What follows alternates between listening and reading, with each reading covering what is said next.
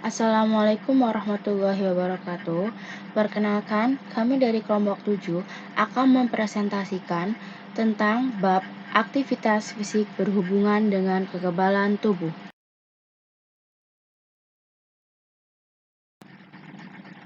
Sebelumnya, saya akan membacakan kelompok nomor 7. Yang pertama, Amanda Kusuma Wardani. Kedua, Heri Nur Cahyanti. Ketiga, Jasmine Janeta Wijaya. Keempat, Raisa Sonia Putri. Resistensi insulin terkait obesitas. Apa itu obesitas? Obesitas merupakan suatu keadaan di mana berat badan seseorang jauh melampaui berat badan standar berdasarkan tinggi badan. Menurut standar indeks massa tubuh, seseorang dikatakan mengalami obesitas bila nilai IMT-nya lebih atau sama dengan 25. Resistensi insulin terkait obesitas adalah risiko utama untuk penyakit kardiovaskular dan diabetes mellitus tipe 2, penyakit yang jumlah penderitanya telah mencapai proporsi epidemik. Kaitan antara obesitas dan resistensi insulin sepertinya adalah sebab akibat karena studi pada manusia dan hewan mengindikasikan bahwa peningkatan atau penurunan berat badan berkolerasi erat dengan sensitivitas insulin. Resistensi insulin terkait obesitas adalah kelainan yang kompleks yang melibatkan berbagai jalur mekanisme. Banyak jalur mekanisme yang secara simultan terganggu. Dan ketika satu jalur terganggu, interkoneksinya dengan jalur lain akan mengakibatkan perubahan pada sistem lain. Mekanisme yang terjadi terkait dengan banyak jalur dan mediator-mediator yang juga terlibat dalam berbagai penyakit serius, termasuk kanker dan kelainan autoimun. Pemahaman detail dari tiap sistem dan bagaimana sistem-sistem ini terkait satu sama lain pada manusia akan memberikan dasar bagi pencarian akan interferensi yang dapat memperbaiki keadaan ini.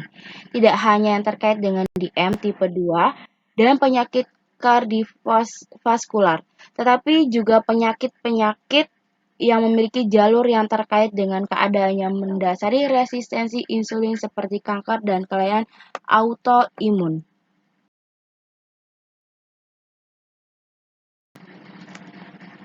Mekanisme endokrin, peningkatan konsentrasi asam lemak plasma.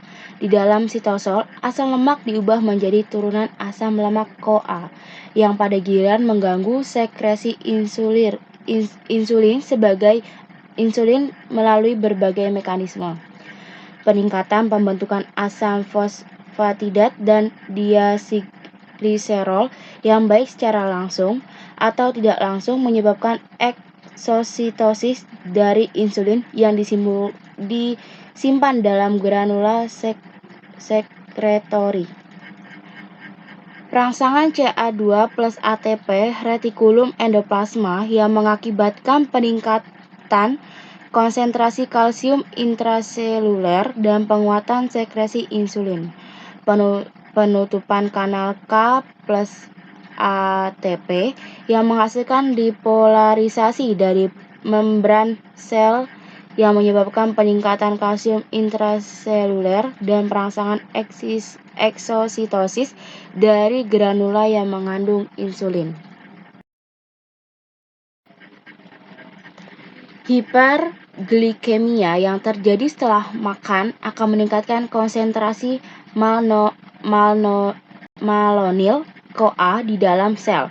Malonyl CoA menghambat carnitin palmitoyl transfer 1 dan mengganggu transport asli CoA lemak ke dalam mitokondria di mana ia akan dioksidasi melalui siklus Krebs. Peningkatan konsentrasi asam lemak plasma jangka pendek 2-6 jam diketahui meningkatkan sekresi insulin pada rodensia dan manusia serta sebaliknya. Penurunan akutnya akan menghambat sekresi insulin yang distimulasi oleh glukosa. Berbeda dengan efek akut dari peningkatan asam lemak yang merangsang sekresi insulin. Paparan dalam waktu yang lebih lama, yakni 40 jam, menyebabkan gangguan dalam respons sel B terhadap glukosa, baik in vitro maupun in vivo pada hewan dan manusia. Disregulasi adipokin.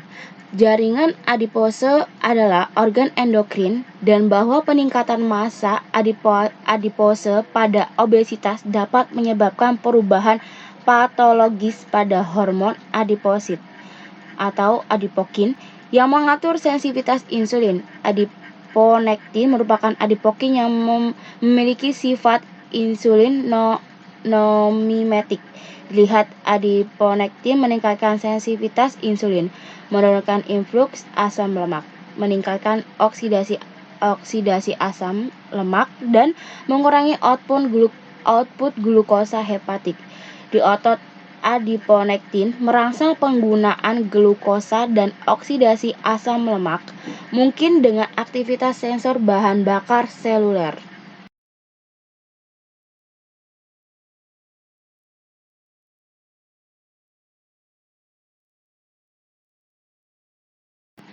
Disregulasi adipokin.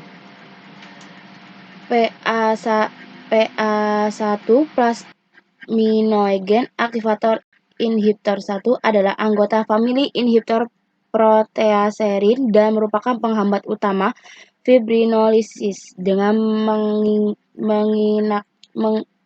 menaktifkan aktivator plasminogen tipe jaringan. Interleukin adalah sitokin yang terkait erat dengan obesitas dan resistensi insulin. TNFA adalah sitokin yang awalnya digambarkan sebagai faktor yang diinduksi endotoksin. Adipokin yang terbaru yang muncul sebagai kontributor pada resistensi insulin yang diinduksi obesitas adalah retinol binding protein 4. Mekanisme intrinsik sel, yaitu ada penyimpanan lemak ektopik, stres oksidatif, difungsi mitokondria.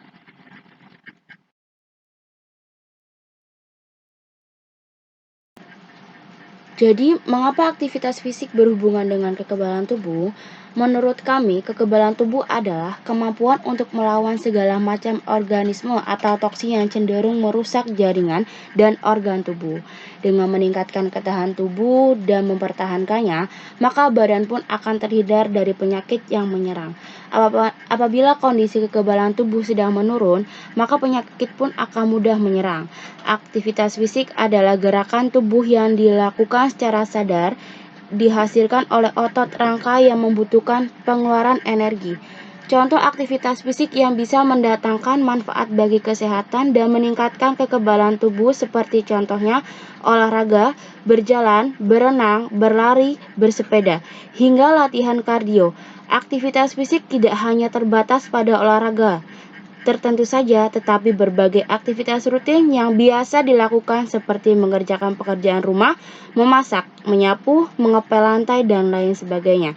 Aktivitas fisik tidak hanya berdampak pada kesehatan tubuh saja, tapi bermanfaat bagi kesehatan mental.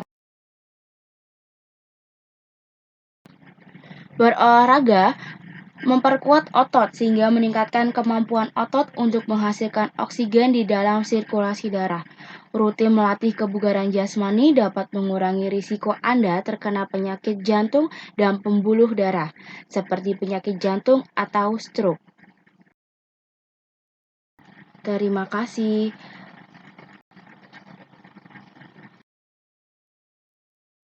Sekian presentasi dari kelompok 7. Bila ada kata-kata yang salah, kami minta maaf. Dan jika itu kesalahan, itu datangnya dari kami. Dan jika itu kebenaran, datangnya dari Allah Subhanahu wa Ta'ala. Wabillahi taufiq wa hidayah. Wassalamualaikum warahmatullahi wabarakatuh.